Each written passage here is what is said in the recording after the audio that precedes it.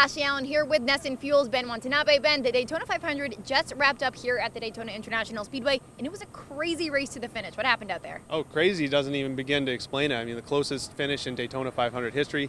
Denny Hamlin beats Martin Truex Jr. by 1/100th of a second, 10,000th of a second, however you want to break it down. Huge day for Toyota, too. The first Toyota victory in the Daytona 500 ever. Joe Gibbs Racing affiliated cars finished 1, 2, 3, and 5, I believe. So, I mean, really across the board, it was just an insane day. All right, so a super close finish, like you said, but it didn't really look like it was going to go that way earlier on in the race. Right. The last lap, Harvick was ahead of Hamlin. What happened there?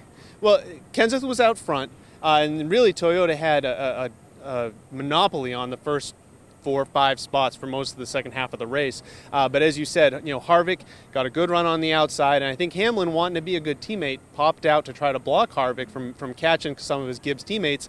He said, in his words, kind of the air that Harvick was pushing just ended up hitting him like a wave, and he said, well, I got to do something with this. So he just started riding along the outside. I think Kenseth saw it, even though his teammate, he said, I got to block this guy. Kenseth got a little loose. It opened up an opportunity for Hamlin, and then it was just a matter of catching Truex down the back stretch, and I mean, obviously he caught him by 6 inches. All right, so we caught up with Truex Jr. after the race.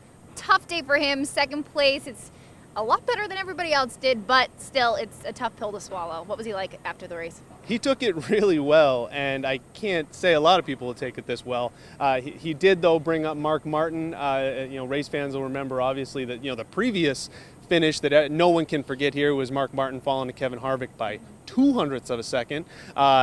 Mark Martin's loss is now plastered on a wall somewhere, so maybe for Mark's sake they'll take that one down and they'll put up Martin's instead. I don't know if Martin will be a big fan of that, though. Yeah, definitely a race for the history books. All right, thanks, Ben.